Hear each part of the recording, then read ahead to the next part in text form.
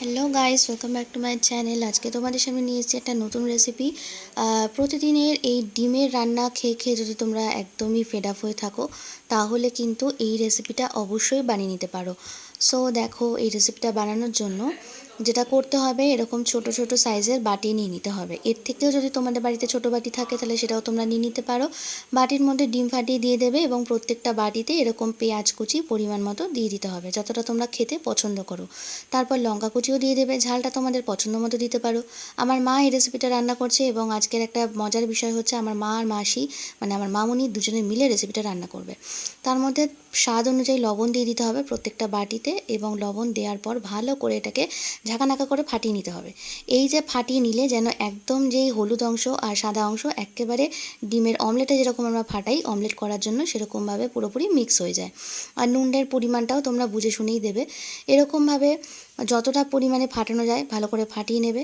তারপরে যেটা কাজটা করতে হবে, একটা বড় এরকম দামড়া মার্কা কড়াই নিয়ে নেবে এবং তার মধ্যে একদম টইটুম্বো করে জল দিয়ে দেবে। আবার বেশি জল দিও না, তাহলে কিন্তু গ্যাসটা নিভে যেতে পারে জল পড়ে। যাই হোক, পরিমাণ মতো জল দিয়ে দেবে এবং এরকম একটা অতীব ছিদ্রযুক্ত বাটি বসিয়ে দেবে, মানে যেটাকে আমরা বাংলায় ঝাঁঝরি বলে থাকি। 3টে বাটি, এখানে 4টে বাটি ধরছিল না, তাই আমার মা চেষ্টা করে যাচ্ছিলো কী করে ধরানো যায়। কিন্তু তোমরা চেষ্টা করো না, তোমরা 3টে বাটি ধরিও, বা যেরকম পরিমাণে বাটি সাইজ নেবে সেরকমভাবে তোমরা এটাকে বসাতে পারো। তারপরে এরকম একটা ঢাকনা দিয়ে দিতে হবে, যাতে এটা আমাদের ভাপে সেদ্ধ হয়ে যায়।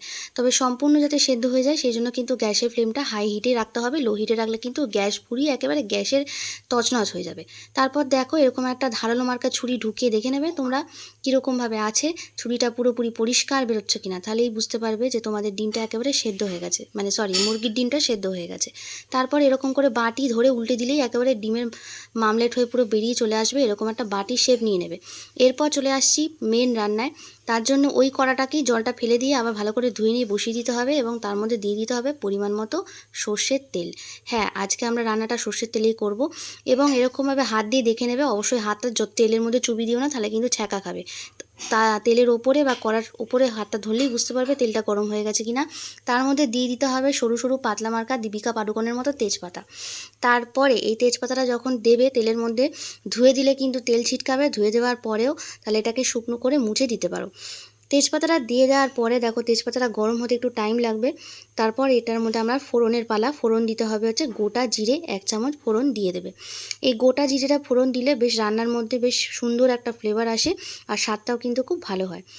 তো গোটা জিরে ফোড়ন দেওয়ার পরে আমরা চলে যাচ্ছি নেক্সট স্টেপে। এটাকে ভালো করে একটুখানি তেল আর হচ্ছে তেজপাতা আর জিরেটা ভালো করে নাড়িয়ে নিতে হবে। তারপরে যে কাজটা করতে হবে সেটা হচ্ছে এখানে দিয়ে দিতে হবে পেঁয়াজ কুচি।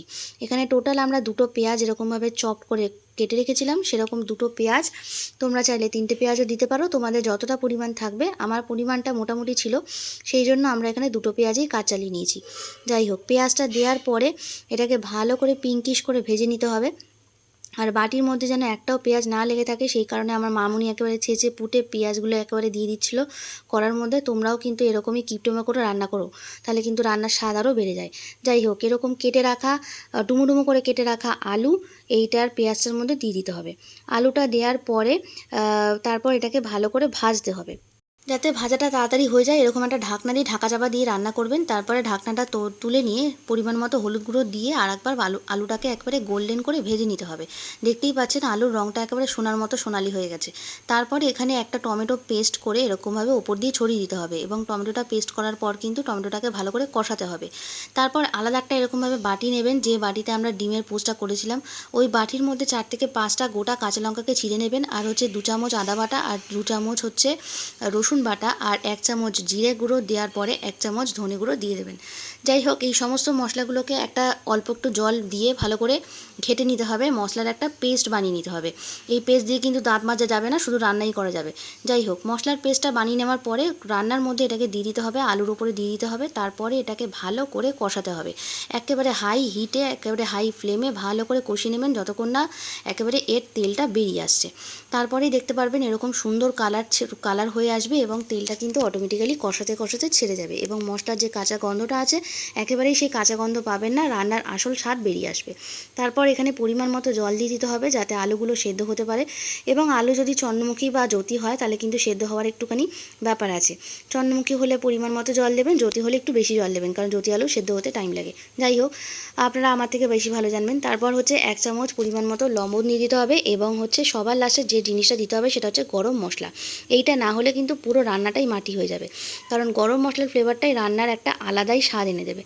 তারপরে এই যে বাটি বাটি করে যে ডিমের পোচগুলোকে রাখা হয়েছিল এটাকে ঝোলের মধ্যে সুন্দর করে সাজিয়ে দিতে হবে, এবং তারপর হালকা হাতে একটা মিক্স করে নিলেই কিন্তু আমাদের এই ডিমের কিন্তু রান্নাটা হয়ে যাবে। তারপর এরকমভাবে নামিয়ে পরিবেশন করুন গরম ভাতের সাথে, দারুণ লাগবে। রেসিপিটা ভালো লাগলে কিন্তু লাইক করে দিতে ভুলবেন না, আর যারা চ্যানেলে নতুন বন্ধু আছেন প্লিজ চ্যানেলটাকে সাবস্ক্রাইব করে দিন। আর এই রেসিপিটা কিন্তু অবশ্যই বাড়িতে রান্না করে একবার হলেও খান এবং খেয়ে আমাকে কমেন্ট করে জানান আপনাদের কেমন লাগলো। সো তোমাদের সাথে আবার পরবর্তীকালে ভিডিওতে দেখা হবে, ততক্ষণের জন্য তোমরা সবাই সুস্থ থাকো, ভালো থাকো, সাবধানে থাকো। ভিডিওটা আমি শেষ করছি এখানেই, দেখা হচ্ছে খুব তাড়াতাড়ি। টাটা।